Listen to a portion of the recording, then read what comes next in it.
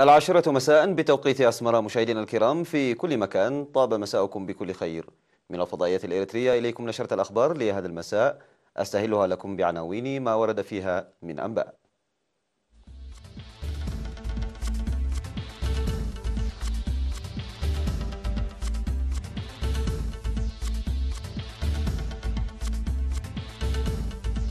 أنشطة توعوية صحية في كرن. تنظيم انتخابات قضاة المحاكم الأهلية في مصوع. نتائج مرضية للتوعية بالتبرع بالدم في نقفة. ترامب وبومبيو يرفضان مهلة كيم لإبداء مرونة في المحادثات النووية. حريق يلتهم كاتدرائية نوتردام في باريس. ومقتل 25 شخصا بسبب الأمطار الغزيرة في باكستان. كانت تلك عناوين النشرة، معكم فيها نور الدين خليفة. إلى حضراتكم الأنباء بالتفصيل. دعا سكان كرن لمواصلة أنشطة التوعية الصحية والتحاليل الطبية التي جرت في شوارع كرن من 10 وحتى 13 من أبريل بمناسبة يوم الصحة العالمي، لمساعدتها في التعرف على الأوضاع الصحية وتسيير حياة آمنة. وركزت التحاليل الطبية التي جرت في أماكن مؤقتة بتعاون مكتب وزارة الصحة وإدارة مدينة كرن تحت شعار التغطية الصحية الشاملة لكل إنسان وفي كل مكان على أمراض السكري وضغط الدم والعيون والأسنان. وأوضح مسؤول متابعة الأمراض غير المعدية في مكتب وزارة الصحة بإقليم عنسبة الشاب ميكائيل تخلاي أن المشاركة الشعبية كانت فوق التوقعات، وقد نجح البرنامج بالمشاركة الكبيرة لإدارات الضواحي والمواطنين، وتم اكتساب تجربة دافعة لمزيد من العمل. وقد أجريت في المناسبة تحاليل طبية لحوالي 700 شخص فوق 40 عاما للسكري وضغط الدم، ول800 طالب في العيون والأسنان. وقال الممرض والد ميكائيل تخلاي من مستشفى كرن إن التحاليل الطبية المجانية أظهرت تنامي الوعي الصحي للمواطنين، داعيا المواطنين لإجراء التحاليل باستمرار لمعرفة الأوضاع الصحية باعتبارها طريقا للعلاج.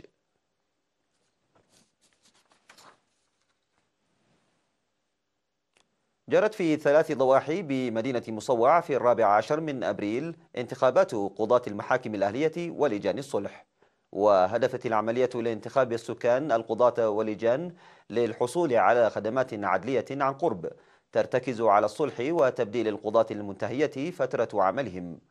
وذكر في المناسبة بأن أنشطة التوعية التي جرت مسبقا ساهمت لإنجاح عملية الانتخابات التي تم خلالها انتخاب 9 قضاة بينهم 6 نساء ولجان الصلح. وتعهد القضاة المنتخبون على العمل لتنفيذ المسؤولية الملقاة على عاتقهم بتفان وإخلاص، مناشدين المواطنين للتعاون معهم لإنجاز مهامهم. وعلم بأن المحاكم الأهلية التي كانت في مدينة مصوع محكمتين زادت حاليا إلى 3 محاكم أهلية، وتوجد في إقليم شمال البحر الأحمر 62 محاكم أهلية.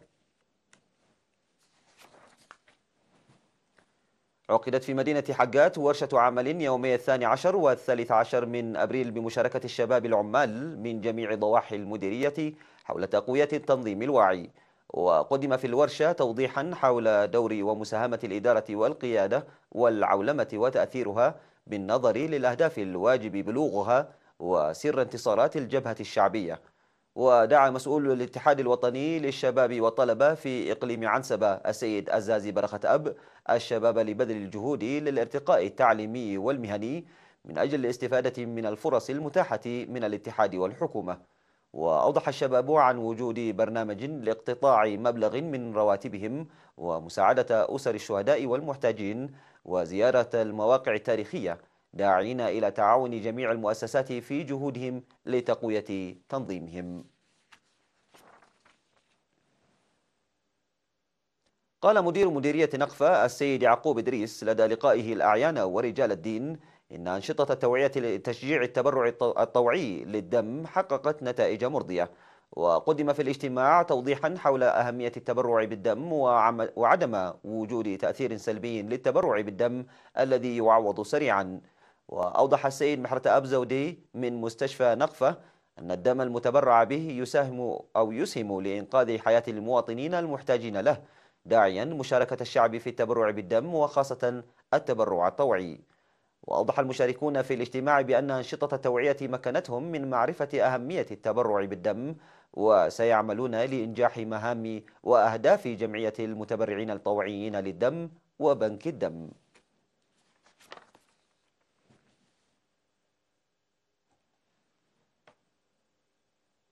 أعزائي المشاهدين، كانت تلك أخبارنا الداخلية. فاصل قصير وأوافيكم بالأخبار على الصعيد العالمي. رجاء ابقوا معنا.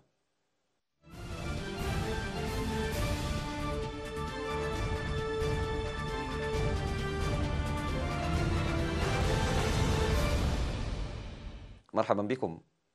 رفض الرئيس الأمريكي دونالد ترامب ووزير خارجيته مايك بومبيو مطالبة الزعيم الكوري الشمالي كيم جونغ أون لواشنطن بإبداء مزيد من المرونة في المحادثات النووية بنهاية العام. وقال بومبيو إنه ينبغي لكيم الوفاء بوعده بالتخلي عن السلاح النووي قبل ذلك الموعد. وردا على سؤال بشأن تصريحات كيم الأسبوع الماضي بأنه ليس مهتما بمقابلة ترامب مجددا إلا إذا جاءت الولايات المتحدة بالنهج الصحيح، قال بومبيو للصحفيين إن ترامب عازم على المضي قدما دبلوماسيا. وأضاف أن كيم تعهد بنزع السلاح النووي.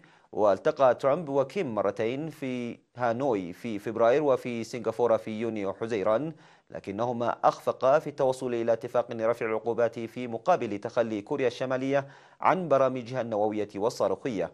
وفي خطاب في بيرنسفيل في مينيسوتا، حافظ ترامب على تفاؤله بشأن كوريا الشمالية وقال إن المسألة تمضي قدما مع التزام بيونغ يانغ بتجميد التجارب النووية والصاروخية منذ عام 2017. التهم حريق هائل كاتدرائية نوتردام التي تعد أشهر المعالم بوسط العاصمة الفرنسية باريس، حيث دمر سقفها في حادث أصاب فرنسا والعالم بالصدمة. لكن رجال الإطفاء تمكنوا من إنقاذ برجي الجرس الرئيسيين والجدران الخارجية من الانهيار قبل السيطرة على الحريق. وانتشر الحريق بسرعة في سقف الكاتدرائية التي بنيت قبل 8 قرون، وامتد إلى قمة البرج العملاق للكاتدرائية التي انهار على إثر ذلك، ثم سقط السطح كله. وتم إطفاء الحريق تقريبا بعدما ظل مستعرا لنحو 8 ساعات.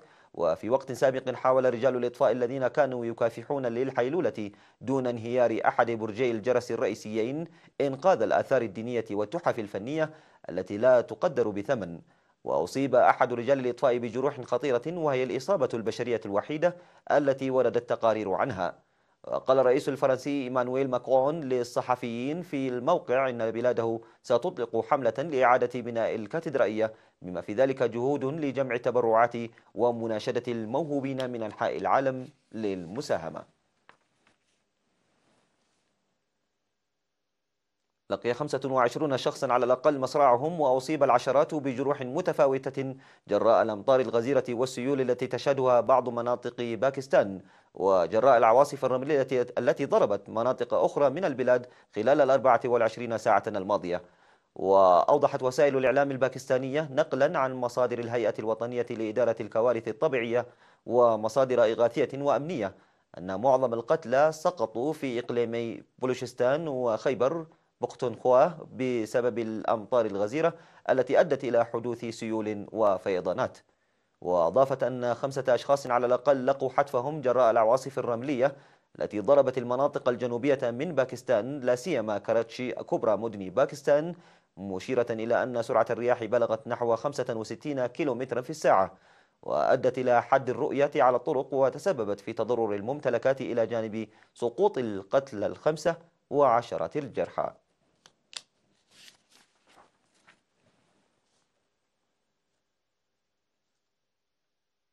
كشف علماء إسرائيليون النقاب عن تمكنهم من تخليق أول قلب بشري في العالم باستخدام تقنية الطباعة ثلاثية الأبعاد.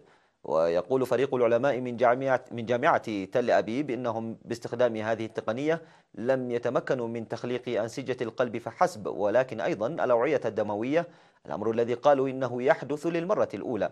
ووصفوه بالإنجاز الطبي الكبير لما يعطيه من أمل في مجال زراعة القلب.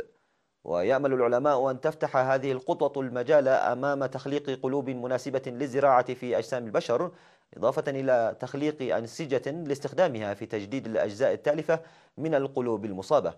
والقلوب التي تمكن فريق البحث من تخليقها صغيرة الحجم، إذ أنها بحجم قلوب الأرانب.